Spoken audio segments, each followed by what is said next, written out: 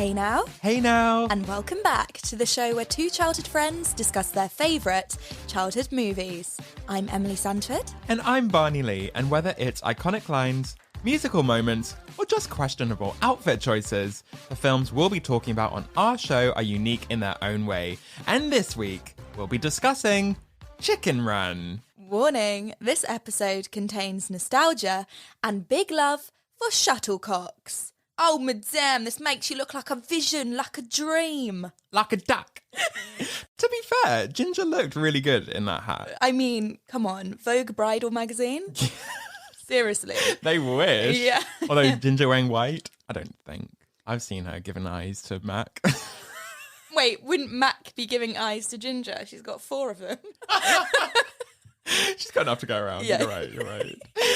No, Chicken Run is so funny because it's one of those films that you don't realise is as quotable as it actually is. So I had the best time rewatching this. Oh, same. And Nick and Fetcher, the 2 rats. I've got a lot to say about those 2 little fellas. Well, if anyone isn't so familiar with this film, the plot centres on a group of chickens who see a rooster named Rocky as their only hope to escape the farm when their owners prepare to turn them into chicken meat pies. Oh, this film could turn me vegetarian, I think. Yeah. I did this stupid thing and Googled the life expectancy of a chicken before we recorded this. Oh, no. And I don't want to shock you guys, but chickens can live 5 to 10 years. Considering a dog can, live for 15. Yeah. That's quite long. I know. We're just putting them in these battery farms and then killing them and making tasty fajitas. Great, I'm never going to be able to eat a fajita without thinking of this now. You bite into your taco and a bead falls out. Well, this film was released on the 23rd of June in the year 2000. So it's just celebrated its 20-year anniversary. Are we picking films that have these 20-year anniversaries? We do it completely by accident, and it's actually really annoying because it's making me feel really old. Like, I'm going to have to go to Babs and ask her how to knit because it's about time. Time's ticked on. Yeah, I'm a bit older than I was when I first watched the film for the first time. Yeah, no, you're right on time for that. The film was directed by Peter Lord and Nick Park. So Peter produced Wallace and Gromit, The Curse of the Were-Rabbit, as well as Flushed Away, Arthur Christmas, and Shaun the Sheep. Basically anything Aardman. Oh, I love stop motion animation. I do too, because I think it's like a real skill. Oh, yeah. But I will say something about Aardman. Oh my God, it annoys me so much. Why? I think it's just Wallace and Gromit. I never got on with it. I blame Wallace and Gromit for making me think the moon was made of cheese. And I'm annoyed it's not, because then I understand why Jeff Bezos and etc. wanted to go to space. Nick Park also directed The Curse of the Were-Rabbit, and he produced Shaun the Sheep as well. So this is kind of like an Aardman power couple. Oh, yeah, 100%. They're running it. The budget for this film was $45 million. Do you know how much plasticine you can buy with $45 million? Wow. Play-Doh were in business. Yes. Oh my God. They had a great year. And the box office gross was $225 million. So they more than made their money back. It was an insanely popular film. So did you know the original script featured an additional character who was Ginger's little brother called Nobby? Yes, I read this. Unfortunate name.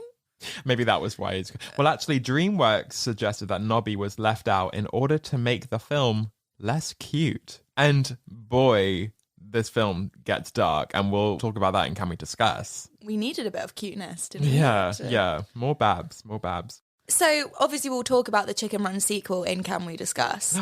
But shall we go on to the character profiles? Yes, we should. So, first off, we have Ginger, played by Julia Sawalha. You probably know Julia from her role as Safi in Absolutely Fabulous. That's the daughter of Adina.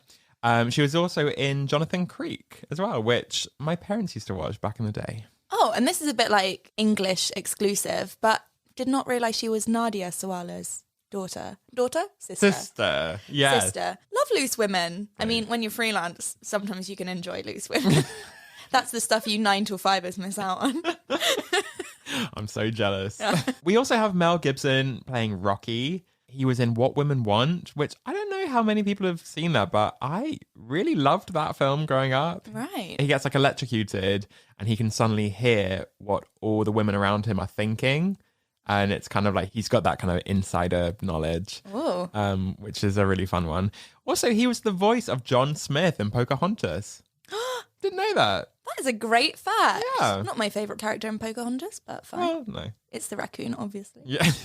Not the white man. Yeah. And I heard that the other characters who almost got the role of Rocky was Eddie Murphy, David Arquette, and Ethan Hawke. Really? Yeah. And also we just spoke about Ginger, but that was almost voiced by Drew Barrymore, Winona Ryder, and Linda Cardellini. I love Linda Cardellini, the OG Velma in Scooby-Doo. Oh, right. We love her. We've also got Imelda Staunton playing Bunty. You probably know her as Dolores Umbridge in Harry Potter and the Order of the Phoenix. She's also in The Crown and Paddington as well. She's an amazing actress. She is, although she loves to play the characters that we hate. So she does that really well. But she gets money for it. So go you. And finally, we have Timothy Spall as Nick the Rat. And he obviously loved playing a rat so much, he played one again. He was Peter Pettigrew in Harry Potter and the Prisoner of Azkaban as well. So I don't want to say typecast, but what else are you in? I have a phobia of rats, so I don't really like him, if I'm honest. Scares me a little bit. All right. Great actor. Okay, so shall we go on to Best Supporting Character? Let's do it. Chocks Awayyyy! I really want a Toblerone now.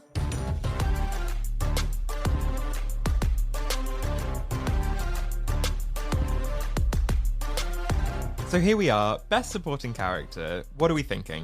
So, you know, earlier you were saying that Ginger's little brother Nobby was almost in the film. Yes. Well, there was apparently also going to be 3 other chickens, like main chickens in it, that kind of got cut from production. Oh. There was one that was going to be called Sage. There was one that was going to be called Onion. And there was one that was going to be called Paxo. All the lovely ingredients of a delicious roast dinner. Do you think they knew why they were called what they were called? Probably not. I was thinking, like, why is Babs called Babs? Kebabs? Oh my god. Oh, that's just sad. I love a souvlaki. Stop! Sorry. First fajitas, now this. Oh my goodness. I mean, a character I do like is Mac. Can I confess something? Yeah. I always thought Mac was a guy.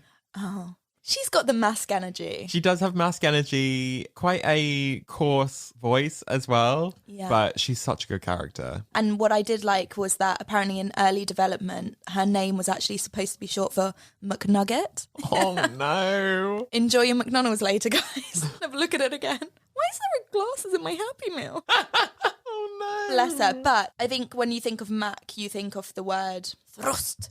And then Rocky's like, what? Is she speaking English? Another character who I think, I mean, he's probably not your favourite. It's Fowler. He's just a bit grumpy. Yeah, the way he talks, I absolutely love. What?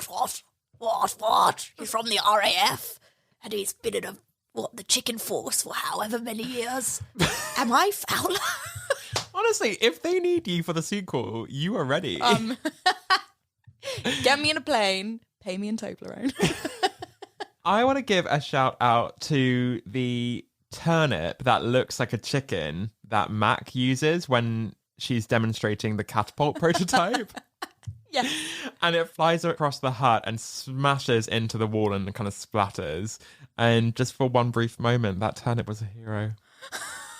Also, I feel like that turnip would be friends with the chicken teapot cozy that they put in the bed when Mr. Tweedy's kind of like checking up on them. Yes. And there's someone like underneath it going, coo, coo, coo, coo, coo, coo. So cute. So cute. Do you think Babs knitted that teapot cozy? Oh, 100%. She could do anything. That's the reason she didn't lay as many eggs. She's just too busy knitting. Yeah. I do love that, just that whole story plot of like Mr. Tweedy thinking he's going absolutely insane because he's like, they're literally plotting something. Yes.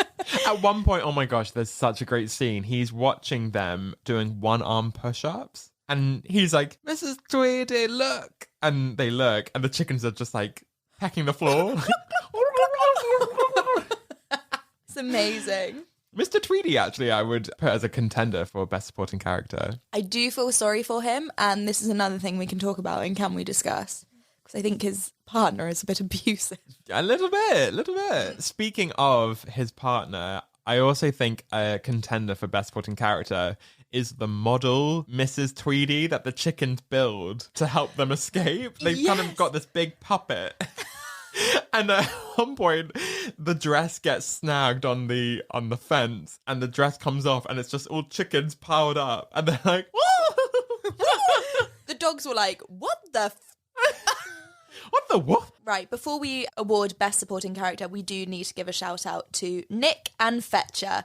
The two little, they're a bit wheeler dealers, aren't they? They remind me a bit of like Only Fools and Horses kind of Cockney characters, don't they? They're a bit thrifty and a bit cheeky. Yeah, they are. What you'd expect from a rat. I think it's funny that obviously Nick Parks, who directed the film, he didn't really want one of the rats to be called Nick, because obviously he's called Nick. Right. But the reason the rat is called Nick is because obviously in Cockney slang, if you nick something, you're stealing something. Of course. Yeah, so it just makes a bit of sense, doesn't it? I like They're that. nicking and they're fetching. Yeah, I like it. But there is no question that Best Supporting Character has to be awarded to the love of our lives, Babs. Babs! She's so cute and just serves the most innocent, naive little lines. Yeah. And she literally creases me. Do you know who she would get on with really well? Who? Tom Daly.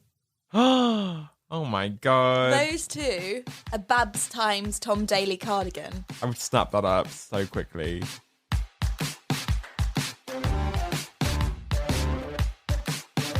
Okay, so now we're going to go on to most iconic outfit. Now, obviously, this is going to be a short category because, let's be honest, the chickens are naked. Naked. They love an accessory, though. Yeah. We need to give a shout out to Ginger's little green beanie that she insists on wearing. It's like that kid at college who would always wear the same hat every day. And you're like, what is under that hat? What are you hiding? Secrets.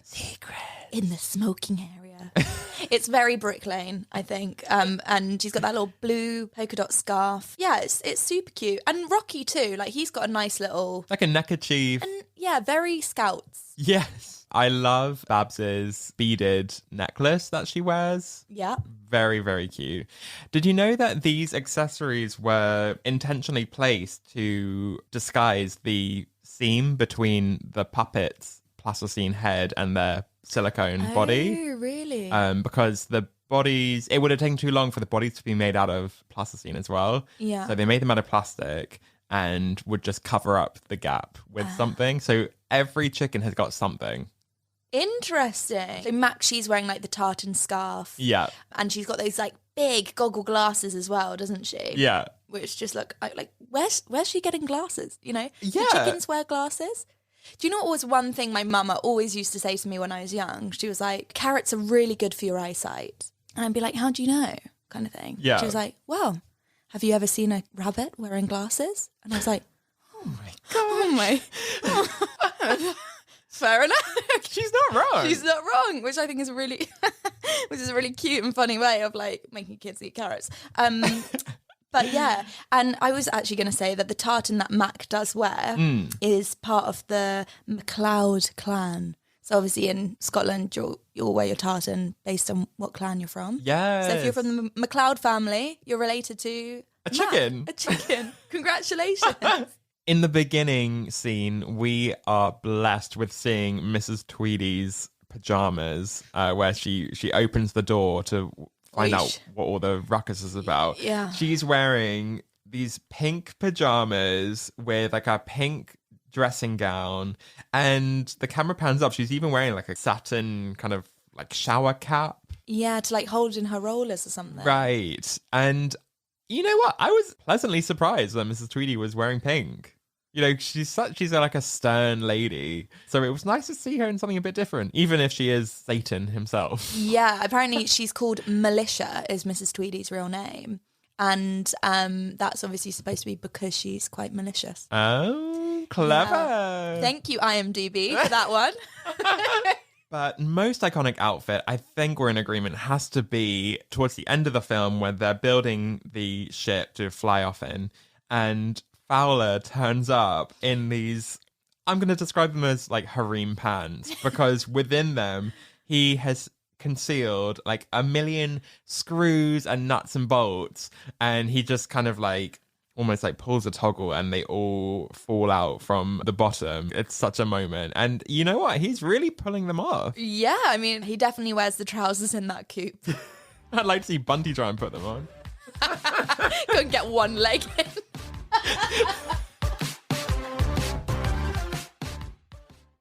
Hey Now has something very exciting to announce. We've released a gift card and gift wrap collaboration with the incredible British illustrator Zoe Spry. Shut up!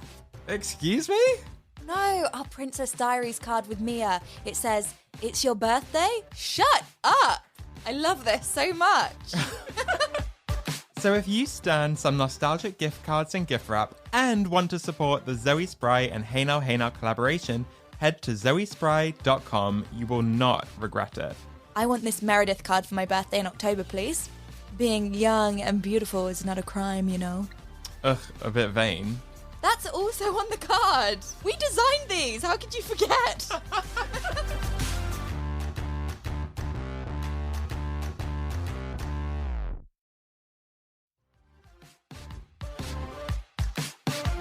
So next up we have Best Musical Moment. And for an Aardman film, there isn't actually a ton of music that can be considered for Best Musical Moment. So I think this is going to be a short category. Yeah, it's just kind of music scores, isn't it? It's not Yeah. really like track name. No, it's good music, don't get me wrong. Yeah, 100%. My mind automatically goes to kind of like that Great Escape whistling. Yes. Kind of like that. I can whistle.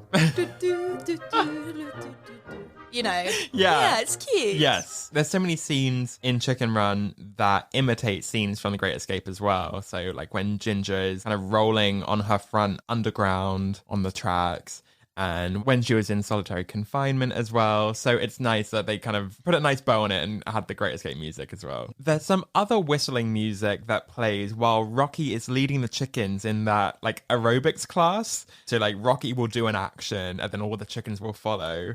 And there's an amazing bit where Rocky moves, but he winces because of his broken wing. But the chickens follow the same action because they think that he's telling them what to do. Yeah, and they're like, woo, woo, woo.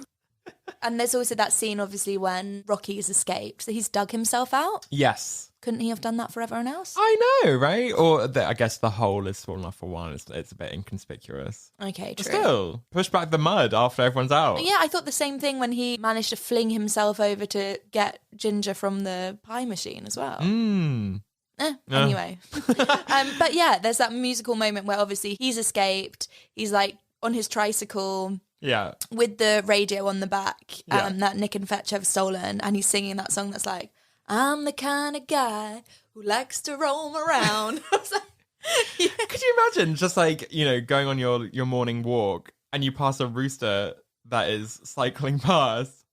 I think I'd just stand in disbelief and be like, good for him. Yeah. Do you know what? 2020 to 2021, so many things have happened in this world. I'd believe it. Yeah. If aliens fell down from the sky tomorrow. You're like, of course they have. Yeah. Yeah. Now, you mentioned the radio that Nick and Fetcher stole, and I think that kind of ties in nicely with our best musical moment, which is when Rocky puts on a bit of a dance for all of the chickens in one of the huts. Yes, they've got Christmas tree lights in like multicolour Yeah. and like the disco ball. Yeah. And it's kind of like a distraction method because it's all a bit grim for them. They're not seeing any sign of escaping. So I think Rocky's just trying to boost their spirits. So he puts on the radio and finds a jazz channel. And there's that amazing song, "Flip, flop, fly. I don't care if I die." And it's like, again, dark undertones, but jazzy beats. So. Yeah. Death, but make it jazzy.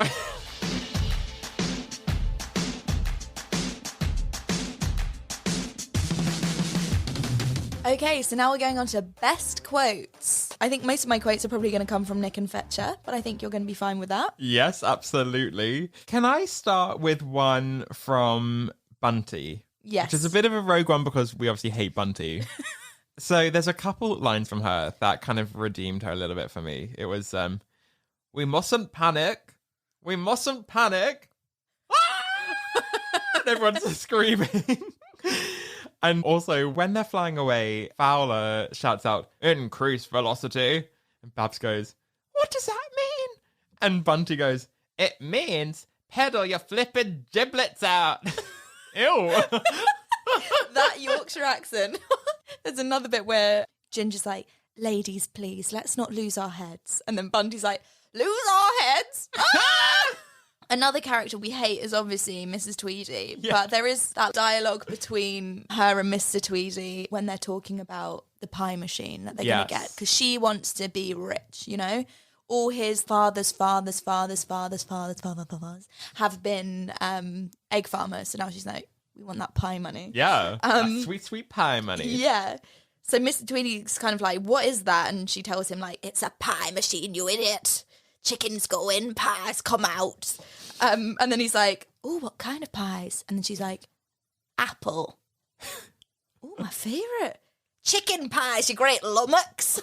Imagine, in less than a fortnight, every grocer in the county will be stocked with a box upon box of Mrs. Tweedy's homemade chicken pies. Just misses, it's a woman's touch. Makes the public feel more comfortable. Like, oh, honey, those crazy eyes are not going to make me feel comfortable. Absolutely not. I'm walking straight past that in Sainsbury's. As you mentioned, Nick and Fetcher have a ton of amazing dialogue.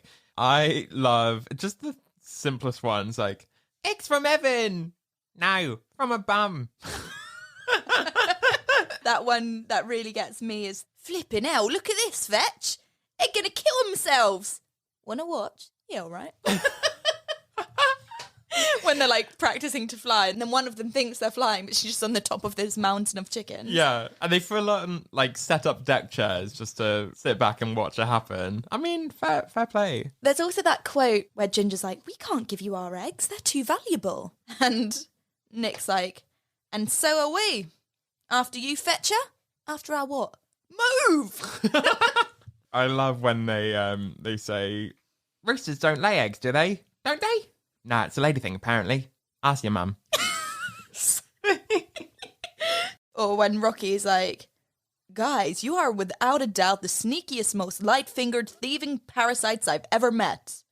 Oh, don't stop it. I gone bright red. Actually, my favourite Nick and Fetcher one, I think, is at the end when they're getting ready to take off. And they say, in the likely event of an emergency, put your head between your knees and kiss your bum goodbye. They love bum. They do. I bet you Fetcher and Nick have got their eye on Babs, because she's got... Oh my god, yeah. She thinks it's because of her eggs, but really it's because of her chicken bum. Okay, so now we need to talk about our best supporting character, Babs.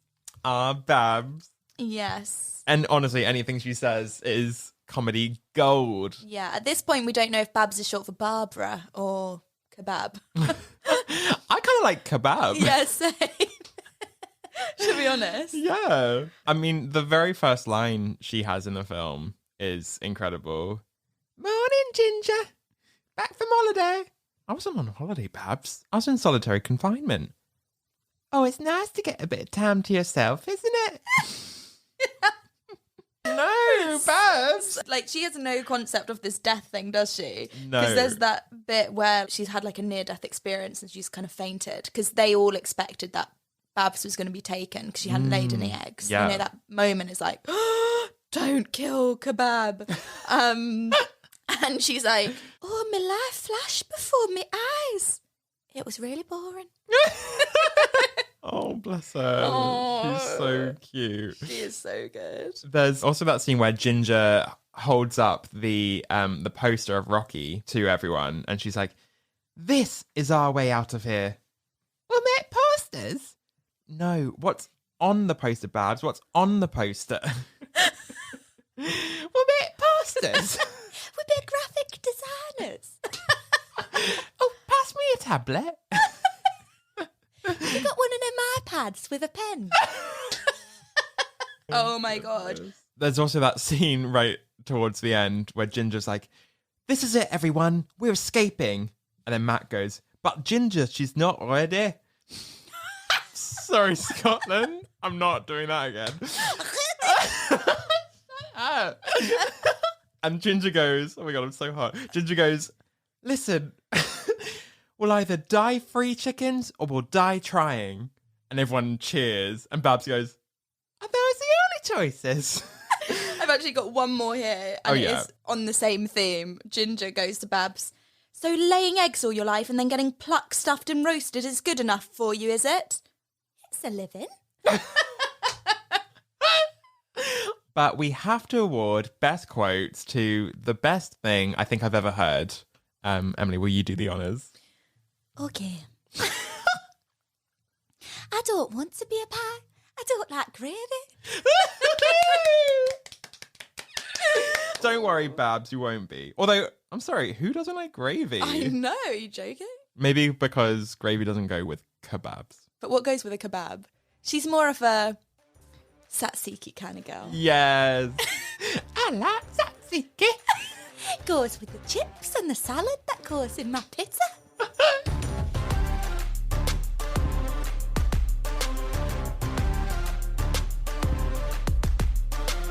Okay, so now we're going to do our favourite part of the podcast, which is Can We Discuss? And I think the first thing that we should rightly discuss is what came first, the chicken or the egg? This is too philosophical for this early in the morning. And the reason I'm saying this is because there was like that little dialogue between Nick and Fetcher at the end of the film. Yeah. You know, when they finally made it to the nice little chicken sanctuary. It said bird sanctuary, but they've crossed it out and written chicken, CHIKIN, which I love. And yeah, Nick and Fetcher are on their like deck chairs, aren't they? Yes. And they're having a little chat. Are they drinking cocktails? Probably. Probably rat cocktails. Ooh. What is that, like? A Switch. thimble of puddle.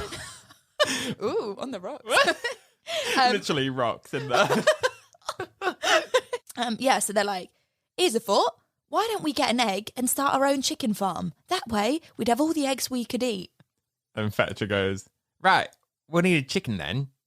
No, we'll need an egg. You have to get the egg first. That's where you get the chicken from. "No, that's cobblers. If you don't have a chicken, where are you going to get the egg?" From the chicken that comes from the egg. "Yeah, but you have to get an egg to have a chicken." Yeah, but you've got to get the chicken first to get the egg, and then you get the egg to get the chicken out of... Hang on, let's go over this again. It's confusing. It's true. So I would say that the egg came first. I'm actually going to agree with you. Yeah. And my reasoning for that is because chickens are descendants from dinosaurs. So I think a dinosaur laid an egg which became a chicken Right. out of some sort of genetic thing. Yeah, some mutation. Yeah, or over time, this little dinosaur just turned into a chicken somehow. Yeah. But it would have always had to have started from an egg. Does that mean that dinosaurs had feathers at one point? Or some dinosaurs had feathers? Am I Charles Darwin? You've got the beard. So. How do you like your eggs in the morning? I love mine fried, sunny side up. Yes. So here's my thing with fried eggs. The consistency has to be just right because you don't want the yolk to be cooked through and it's just like a little orange disc, like crumbly. I've got this real phobia of eggs that are a certain texture, like hard-boiled eggs. Like I would cry. If you put me in a room with a hard-boiled egg, I'd probably cry. Really? Yeah, it's a whole thing. And like a Scotch egg. Oh, how do we make a hard-boiled egg worse? Rub it with like sausage meat and like crumbs. No! Ew! Do you know what? The best way to make... If you're going to boil an egg, okay? And I know this gives you the fear, but if you like a fried egg, I could cook it in the consistency where it wouldn't be boiled in the middle. Like, you'd never get that school dinner's egg where it kind of goes grey. Ew! Grim. Stop. Basically, the best boiled egg you will ever have is if you cook it for approximately 6 minutes, no more, no less. And the inside of the egg will be that really runny, like lovely yolk that you would get, obviously, when you do a fried egg or whatever. And then the outside is just like, well, the egg that you'd have around the fried bit. Right. It's honestly perfect. And that's better than poached egg, I think, as well. Yeah, poached egg's a bit of a weird one. I also don't like when the egg white is undercooked and it's a bit like snotty. Oh, you know what I mean? yeah. Like that consistency. Yeah. So I could do a fried egg that's like cooked right, but you can't go wrong with scrambled as well. I think that's kind of it for me in terms of eggs. Anything else I'm not interested in. But I thought you were partial to an egg slut in LA. Egg slats, yes, but that's like scrambled. Oh, right. Yeah. Okay, here's something I want to discuss about the film. It is so dark. And there's a scene near the beginning where Edwina, who turns out hasn't laid any eggs all week, gets taken. And I want to know why she didn't tell anyone. Did Edwina want to die? Because she just kind of like is very chill about the whole thing. Maybe. Which is so dark if you think about it. I hate it. And then like you see Ginger and she's just got like tears in her eyes. She's like, we've got to get out. It's like, oh, Ginger. Yeah. Surely the Tweedies would have just killed her after so many escape attempts. If I was Mr. Tweedy and I was so annoyed and I felt comfortable with axing off a chicken's head, Yeah. I'd probably get Ginger and be like, you're next. Literally. Yeah, it is just so dark. And I really don't like that Mrs. Tweedy is so, like, abusive as well. Oh my gosh. Okay, yeah, let's talk about this. I just feel so sorry for Mr. Tweedy. She just doesn't give him a word in edgeway. Is that the phrase? You know, in the end scene, when what's it called, like the big brick stable that the machine is in. Yes. Just explodes and all of the brick falls. And the only thing that's standing is the door. And it just falls on Mrs. Tweedy. Yeah. And Mr. Tweedy just doesn't flinch at all. He's just kind of like, oh, thank God.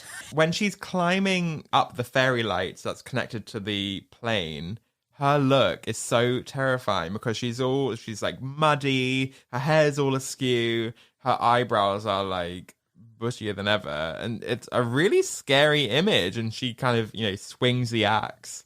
Yeah. And there's that fake out you think that she's chopped Ginger's head off. How does Ginger have the strength to hold on to the string of lights that Mrs. Tweedy actually just cut in half? And she's got feathers for arms. She's a chicken supporting the weight of a full-grown adult. What? What is in that chicken feed? Like, if you're partial to a bit of like arm and leg day, Yeah. you need to be eating some chicken Some feed. chicken I think. feed. In the sequel, it will be Mr. Tweedy's protein shakes. Yeah.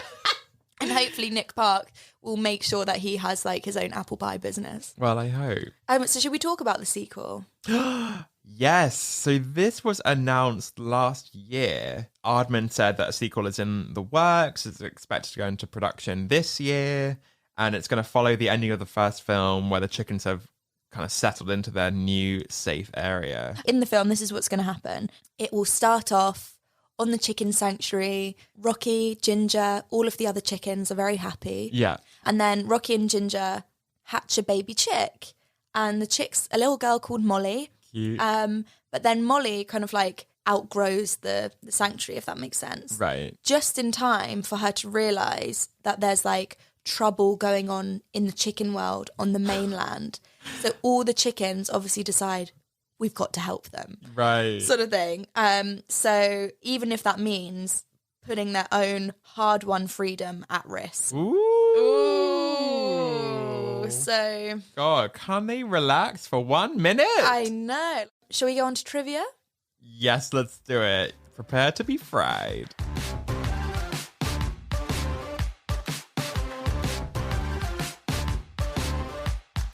Okay, here we go. Feel free to kick us off. All right. I'm going to do it all in chicken. Oh, no. So there's that scene where Bunty is basically like, oh, face the facts, docs. The chances of us getting out of here are 1,000,000 to 1. What does Ginger say after she says that? What's her line? Oh, I like those chances. Something, or at least there's one chance. Yes, I'm going to give you that. Well done, Babs. Keep it up. And there's still a chance. I love that optimism. She is And so optimistic. Yeah, that positivity. Yeah. It's a vibe. I like that. Okay, here's one for you based on our favourite characters. Aside from the shuttlecock that they're trying to pass on to Ginger, what 2 other items do Nick and Fetcher try and get Ginger to buy? I want to say a matchbox.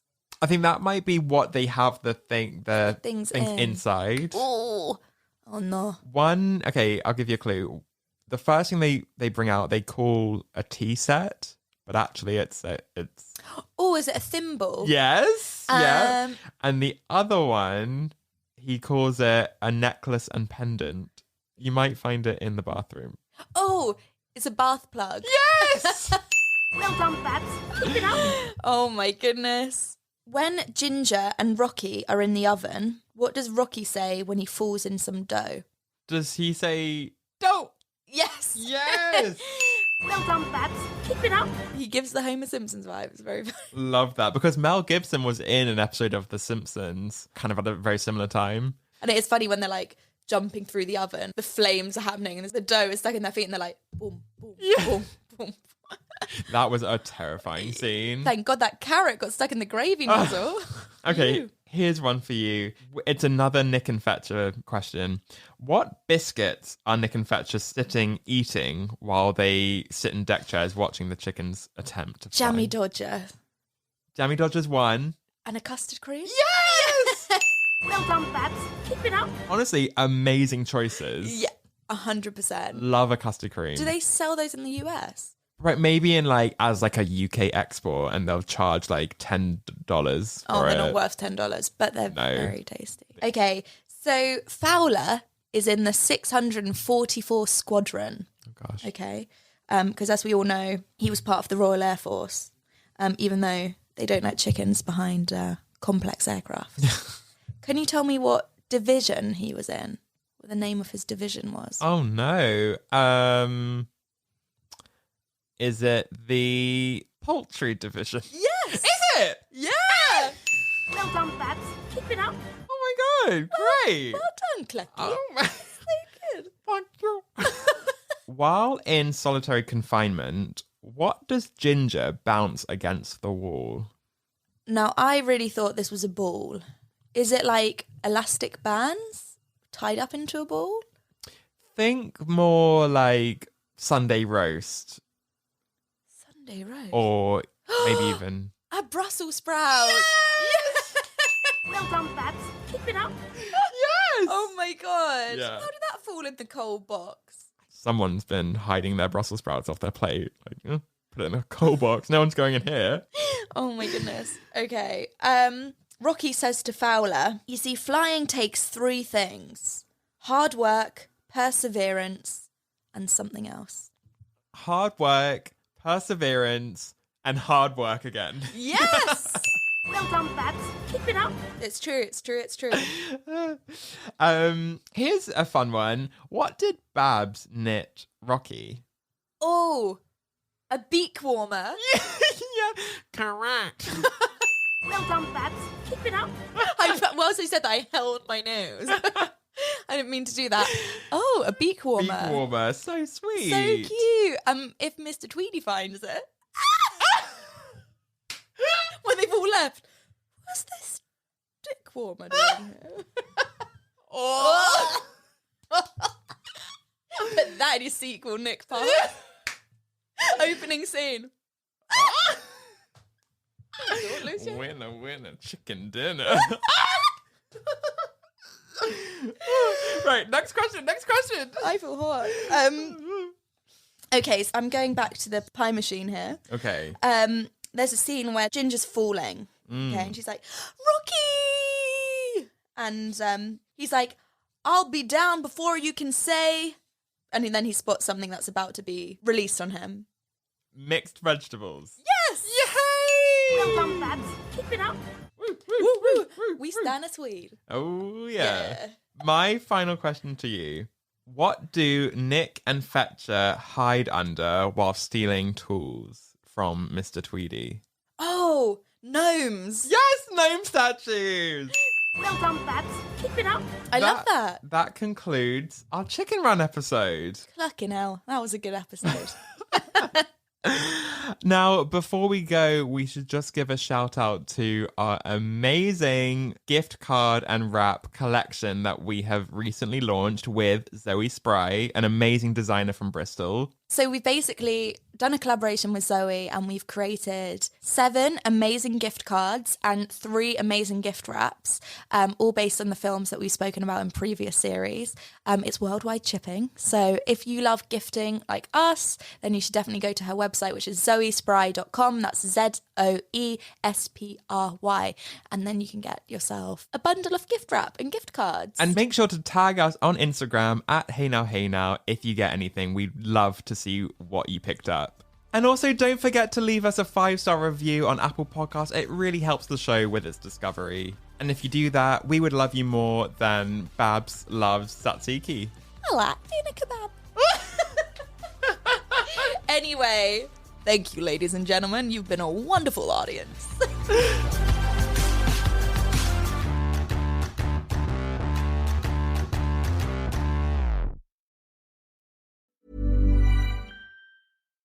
Acast recommends Black creators who are making an impact this month and beyond. Welcome to Two Black Girls, One Rose, where 2 black-ass girls invade the whitest show on earth, The Bachelor. I'm Natasha. And I'm Justine. And every week we recap this dumpster fire of an American pastime. We call out the problematic mess of the Bachelor franchise, interview special guests like Rachel Lindsay and Mike Johnson, crown a Becky of the Week, and invite someone to our cookout. In addition to the Bachelor franchise, we also recap Married at First Sight, Love is Blind, and other reality TV mess. Listen to the first 20 minutes of every episode on Acast, and for exclusive access to our full episodes, join us on Patreon at patreon.com/2 Black Girls, 1 Rose. Acast recommends.